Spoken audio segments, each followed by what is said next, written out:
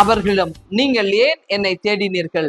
நான் என் தந்தையின் அலுவலில் ஈடுபட்டிருக்க வேண்டும் என்பது உங்களுக்கு தெரியாதா என்றார். லூக்கா 2:49 இந்த திருவிழா நேரங்களே நம்ம இருக்கிறோம் இல்லையா? இந்த பண்டிகை நேரங்களிலே தமிழர் திருநாள் மிகவும் சிறப்பான ஒன்று இல்லையா? மக்கள் எல்லாம் கூடி உறவுகளுக்கு முக்கியத்துவம் கொடுக்கிற ஒரு நாள்.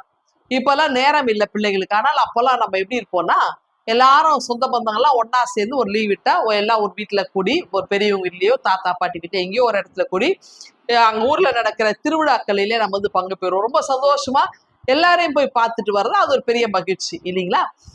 அப்போ இந்த திருவிழாவில நம்ம எல்லாம் போகும்போது காணாம போயிடுவாங்க பிள்ளைங்க சில நேரங்கள்ல கூட்ட நெரிச்சல்ல ஷாப்பிங் போகும்போது. அப்ப அந்த அந்த காலத்துல என்ன செய்வோம் அப்படின்னா, பிள்ளைகளுக்கு ஒரே மாதிரி ட்ரெஸ் தைச்சு கொடுப்பாங்க. இப்பெல்லாம் விதவிதமா ரெடிமேட்ஸ் எல்லாம் வந்துருச்சு, மாடல் மாடலா பிள்ளைங்க ட்ரெஸ் பண்றாங்க.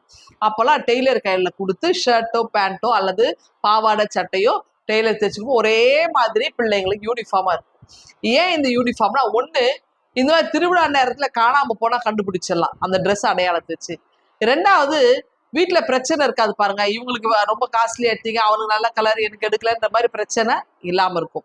இதெல்லாம் அந்த காலத்துல இல்லாம இருந்துச்சு. இந்த பிரச்சனைகள்லாம் ரொம்ப எளிமையா பெற்றோர் வளர்த்தாங்க பிள்ளைகளை. அப்ப இங்க என்னன்னா, இந்த திருவிழாவிலே காணாமல் போனாங்க அப்படின்ற வார்த்தை நம்ம கேள்விப்பட்டிருப்போம் இல்லையா? திருவிழாமல காணாம போன மாதிரி முடிக்கிறப்பார் அப்படின்வாங்க. ஏன்னா அந்த திருவிழாமல காணாம போனாக்கா ஒரு மொழி இருக்கும், அது ஒரு சிறப்பான ஒரு மொழி.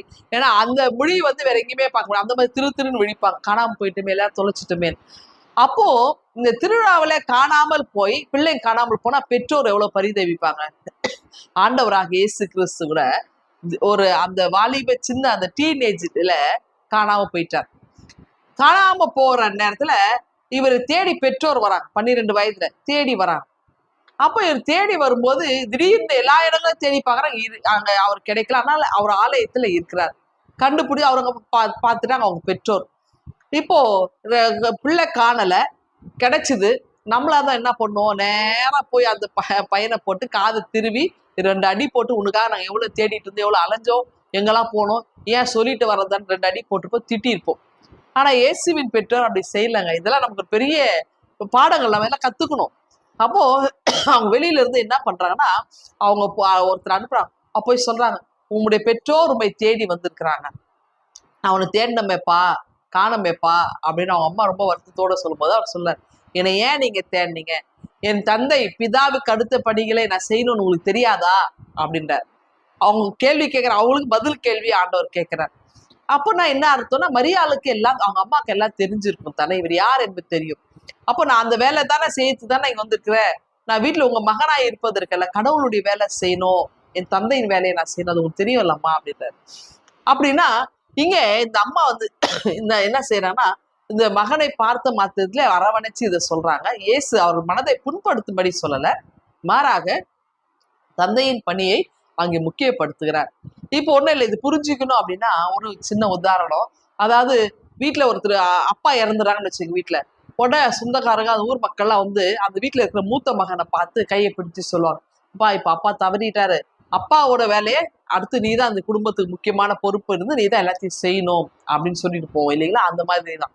அப்போ தந்தையோட வேலையை மகன் செய்யறாரு, பிதாவுடைய வேலையை, கடவுளுடைய வேலையை இயேசு கிறிஸ்து செய்வதற்காகத்தான் இந்த பூமியிலே வந்திருக்கிறார். அப்ப இயேசுவின் பணி இந்த சுவிசேஷம் அறிவிப்பது, மக்களுக்கு நன்மை செய்வது, இதெல்லாம் அவர் செய்யணும். இதைதான் செய்வேன், இதுக்காக தான் நான் வந்திருக்கிறேன், என்னை ஏன் தேடினீங்கம்மா அப்படின்னு ஆண்டவர் சொல்லியிருக்கிறார். அப்போ இயேசுவினுடைய பணி மகத்துவமானது. நாமும் நன்மை செய்கிறவர்களாக என்னாலும் திகழ்வோமா, நம்ம அர்ப்பணிப்போமா? இந்த சிந்தனையோடு இந்த நாளை தோங்குங்கள். ஆண்டவர் உங்களை ஆசீர்வதிப்பாராக. ஆமென். எங்கள் அன்பின் ஆண்டவரே, இந்த நாள் எங்களுக்கு ஆசீர்வாதமா அமைய கிருபை தாருமே. பிரேச ஜெபிக்கிறோம் எங்கள் அன்பின் கடவுள். ஆமென்.